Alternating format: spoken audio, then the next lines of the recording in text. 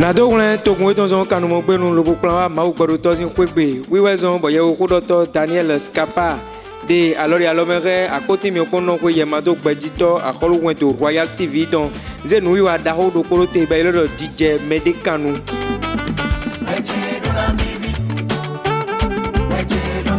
Mikpon wiwa DJ Medekanu de segbele bikpakpata de akoti mi okono kwe yemado gbedito Royal TV zimoleji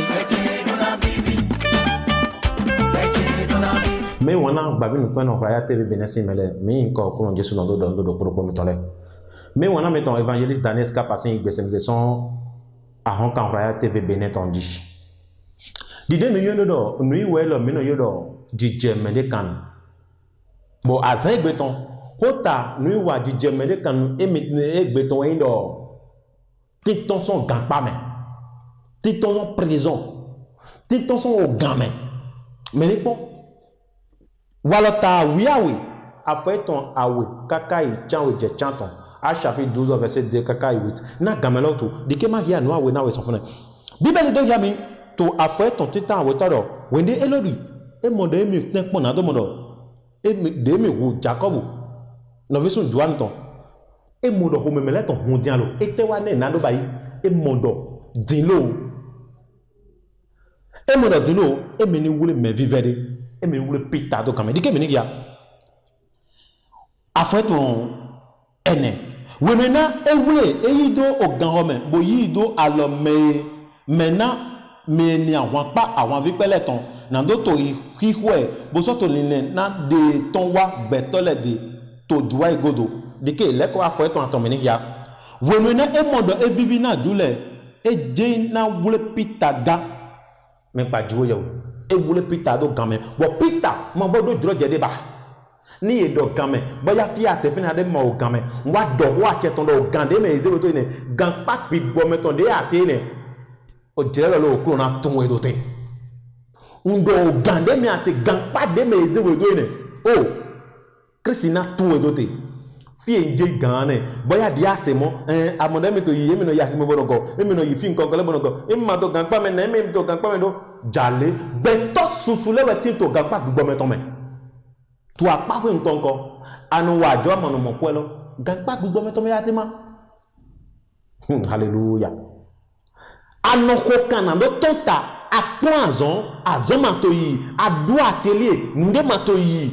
ato gan pa gbogbo to me adasu amadu asu gbedu adasi amatu asi gbedu ato ganpa gbigbo meton me ganpa gbigbo meton ya dima enewe beto susule mono mono kunu jago pe me to ganpa me gan wa ndewa la nde matin be gan wa me to prison ete gambasi nde matin gambasi ato ad voyager ad voyager mo to godo bonde masana we baba to melesi nuku to juwe ache gangpa me ade ato prison amadi tindo bepli betele to nu daho lewa me po ye po wi mele me po ye po pon to pole so suye ton le to ye ko do tenjo ton ba na o choni ogbe mi to gangpa me ate o drum mind ye don ve anu don ve ho me gangpa me ate shigba wa o jire lo me na do na we do gangpa de me ate lo okuro na dewe so me wo fonso ku Jesu to na dewe so me ye bulu pita do game pita magamba ye mando jere bo gamba sin deba ye bulu pita do game ye yi joje le poson ji shigba azan do pode pe azan to we azan egbeton ndo azan do pode pe azan lo we azan de me ana tonso dan pa me medele ye to gampa konkole me ye to gampa konkole aso eton le wula le bo jo edo gampa me we ma o videle do gampa me iya eton le ko gbe asubo jo edo ye to yaji ye furu mo po gampa we ngwa na do ho kande jitona we on ziangba hu Jesu Christon hu fonson ku Jesu hu eze Jesu son yo do mebo to ho acheton na we po kande jipodo ya na tonson game ditike ma do le yawe de Isaiah takane no pon we afa ton chawe Isaiah 42 verset 7 Isaiah 40 ni ado Bible to hu ami Isaiah 42 verset 7 Isaiah 42 verset 7 Bible dero 42 verset 7 edo doto ganjimo tonto aibo doto hami nando hu nukun tono le nando ren o gantole tonso ganwe po mesi an to zivru mele poson ganhome Mandele gan pas de me te wendo ni do zanve ku gbali o dron konkole adusi amion beto de volé alors pas de ji to gan pa me di gbondie ni mende de me na wa dagbe na e pon gbere e manowa gan pas de me mendele te wendo ajo e to bo e to gan me akwa e to bo e to gan me de wa do martin ye ni basi gbonde pepe Dre de Martina ye na do ton ta do da gbeji shigba gampa o ya ton de me eze do ye na ton so me do na de we do yen lo yen na ton so gampa ene me adomo ene dia do e che do gbe to yi to yin ko Jesu to me nto me de mo bo to ton so gampa ye we me lo mo ndo ye we me lo a ton so gampa lo me gampa hoton gampa hoton Gangpa o vi maman du temps, gangpa sous maman d'attend, gangpa si maman d'attend, gangpa au 30 ans. Et quoi une biba do Isaïe 42 verset 7 là ko do yado.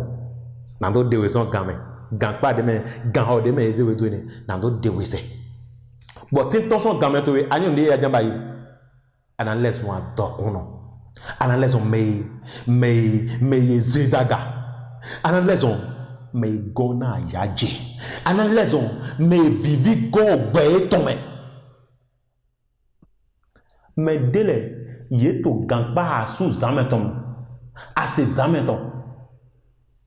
wende mla gbale asu zameton korowa ase zameton korowa me dele yeto gangba konkole me gangba o vile ne yezame manodi gangba ma me de vole gangba de me te die ye dua iba Shigba so wene gbe ko ai gbalo na do gba ode di gloye netetu yo bi ai gba wo mo lo do gampa me bende vole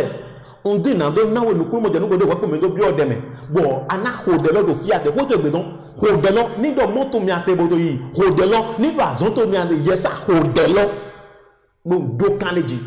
do egbe okuru na tun we do te do egbelo ana jemede kan brebu do bibeli do yam no ni do vina he mi jemede kan mi na jemede kan ngbo me defole ye zemo to eto do gampa me de le do gampa me ni do ye te ze kaka boto yi bodo zemi janku ye mano mo krian ye no bu essence kaka bo no ifo e na vole ko tata gampa me ate wezo mo na do suwo ka ko eglo gampa me ate wezo mo na do modo e mi basin de botonta ko eglo ah me wana dendo chi ono kudo baba to si gbegbo imano yilowe dendo chi ono kudo asite to we boy imano yilowe bo dendo me de manu wa ponwe fami to de manu ponwe ba no we do mele na do we mele tata ponwe ne te to o tin to gan pa me ate shigba ana tonso me o dire le me ana tonso me dikena na gan me te lo tu ndo wo zondo gan me lo godo tu mo Genesis ta kande beso ya takane lo ifo bo ya takane no kundo po ana mo tamede ton frère ana mo de ton bon et ton son gan pa me bo leson agbagogan Joseph magano game bo leson premier ministre pon gbede et to dandam do ni do ton son game we mo we te ni do ye so ma ton son game na gan wa nde ton tado ni do ate yan ko agan bon se ka ma gan bon banque agan bon film kongo bo na yan ko agan investir do nu kongo me viwe na nete to avec poto game ado gan pa me o to we eye we se ganji eye we se Joseph azan do podeji eno gampa me bo azan do povo so bo ton so game bo leson agbagogan e leson premier ministre yesun lo wende yana do na okuna takwado okunu bona monu ko jegodo nu me gun atenele bona monu ko jegodo game wemete bona dawara Jesu we nenu ana tonson gampa ye tome gampa ye onu kuma mo tome de me o won to akuna no mami o ata how do ta zem ton aze abi de yin ko de pepe de yi ledo ye ko zo to dai bibeli do na mi do Philip mi do ye na yin ko do po ge ehu gan yin ko le po to yin ko Jesu to me ni krigole no wete ye no dirty gampa ni lo ena hi wole ayi bona kata wo ya na jaso kan waji ana je wurun le waji pe ayi se do mo ayi se bona ton gampa na me Joseph ton semaine bo les en bagogan et les en premier ministre do Egypte do yeyi to Egypte yeso gbeto ko yeyi do o gbeto na do yeyi to yin ko Jesu to me ndo gbeto na do ye to Jesus sin comme shigba nu do po we na ba si wendo ete na do mondo e mi magbe di na do zegbe san do na Jesus pe fi ata gan zegbe san do Jesus mais gan ba si ne mais we docteur de gan de son prisonnier avocat juge de na o melelelo mais de ton be na de ton mais de matin na do hen bo melone do bible do ya me no fi o roi how ton tin de wo tin do fene mais no na de te fene matin ai gbe na do basimo ni ai gbe na do basimo lo na do zegbe san do Jesus lo do Jesus yen di we on ze yen de na we de me son gan pa me a o do mo Jesus do na we din me ni ko de o Jesus we na yi onu to ebo do ana do na okun Jesus Christ gan pa de me ze mi do bondo do vive sen gan pa de me ze mi do bondo do nukun bia me gan pa de me ze mi do Jesus aloto ni de mi ton didi a de pita ton didi a se angele do bo ye gba gan bo pita ton do Jesus gan pa lo ni gba ale mo to ni ton ho de lo to Jesus sin come do ho na okun do gan pa de me ko ze mi do ne aha na we ne to de lo da we ne to de lo adike agbopo wuyan adike wuyan wo do be na satani alukuro ganpa ine me de ezemido Jesus Christ Nazareth de bi so ganpa lo me aha do mo na kun do pa do po kaneji de po ganpa ine de me ezemido ganpa lo eya ni ba gan lo se do gan lo ni gbigba se aha Jesus vraiment to sin comme we mi ko dete ana va ko de lo ana do no kun do jale wene intena kristana do fi ye drido no ko de lopo do hoto to don ana do no ko gan pa de me ko zemi do gan de me ko jibindo boya yi ato baba to le ko no gan me gan pa gbogbo me to me dai ye jiwe to gan me boya so ba dida bodo gan pa ne me ana do no ko gan pa de me ko zemi do de me ko jibindo Jesus bon le blanc me to dali e ya de me so gan pa ne me ho de lo do gan lo ni badi do gan pa lo ni ba bagalo do galo ni ba ande jo to ni bagalo eya do titon Jesus sin comme mi hodete ni do me de ton son gan pa me bele no wa no dagbe ando ana bia lo to awele do aga ando okun ha lo jide mo de ton son gan me ayiwo no kuma mo to lo de ton son gan pa lo me okun zemi daga Jesus zemi daga do mo na okun de ko ton son gan me de ya okun zemi daga do mo do po kande jipo